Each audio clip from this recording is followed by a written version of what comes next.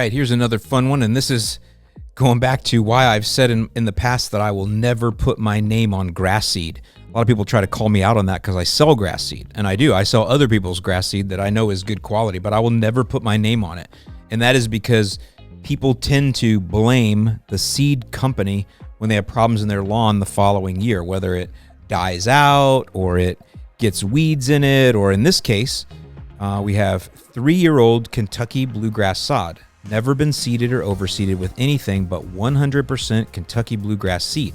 I'm assuming this is a fescue of some kind, but where did it come from? And how is it suddenly spreading so rapidly? Am I wrong? And this is something other than fescue. So what we have is a picture of his Kentucky bluegrass lawn, and you can see some wide-bladed grass coming in. It looks like clumping tall fescue to me. I'm pretty sure that's what it is. And some of the questions that people are saying is they're saying, no, it's fescue and it's in some Kentucky bluegrass mixes. Here's another one. Let's see. It's highly unlikely you got pure Kentucky bluegrass sod. Most is a combo of 3 main types. I don't know. People are blaming the seed. Yeah, I hear you. That 0.03% other weed seeds disclaimer on the bag can be anything, someone says. So it's like people are jumping to the conclusion that it's the fault of the seed or sod or whatever. But y'all, these things, there are things that are kind of in your soil naturally. Like, it's not like your house is the first thing that was ever on that spot for the last 750 million years or however old it is. Even if your area is only 100 years, it was just created. God created your state 100 years ago, right? There's still all kinds of stuff that's there. So the first thing you do when you see a foreign grass in your lawn and you know that you've planted 100% pure, clean Kentucky bluegrass seed or sod or whatever, is you go, well, let me go look at my neighbors and see if they have it, because they didn't use the same seed I did. So you go over and you find it in your neighbors. You're like, well, I guess I can't blame the seed now, right? Because I found it in my neighbor's lawn. But see, no one tells this guy that. They all just want to blame the seed company. And I'm not defending seed companies. I don't care. But this is why I've learned years ago not to put my name on seed, because you get blamed for everything. But there are a lot of things in your soil. And I'm not sure. Let's see if I can see where this guy lives, if it'll tell me. Yeah, he is in the Northeast. And so in the Northeast, we have had unseasonable heavy rain.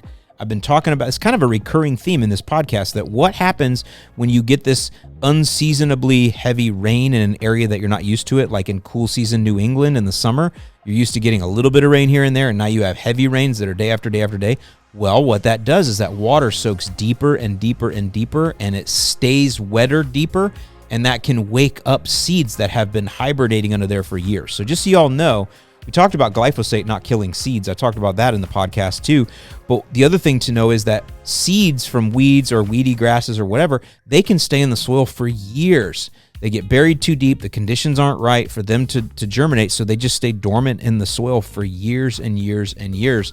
And now all of a sudden you have a heavy, wet year in New England, and boom, the seeds from this clumping tall fescue that have probably been sitting on there for a long time, they have been stimulated, they have gotten what they needed, they've gotten the moisture they needed, the heat, whatever it is, and boom, here it comes.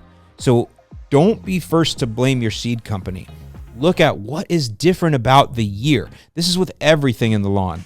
Think about the conditions. Nature is always your first consideration when you think about diagnosing a problem in the lawn.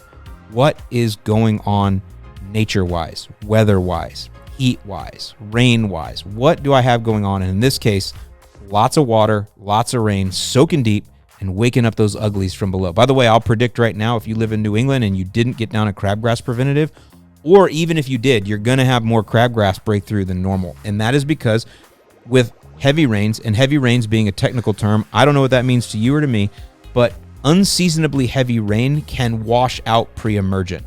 It's not bulletproof. It doesn't last through everything. It's been tested over the years to work in conditions, and it works great in perfect conditions, and it'll even work outside of those. But there are certain times where there's a tipping point where things are going to fail. You know, we got this dam in our town, and our town never flooded for 300 years, and then all of a sudden we had a 300-year storm come through and the dam overflowed. Well, I mean, yeah, it happened, right? It happened. The weather won that time. This is what can be happening. You could be having an unseasonably 100-year wet period or something, right? Don't Google search 100-year wet period. You won't like what you find. But that could be what's causing these uglies to come in. But don't always blame the seed cover.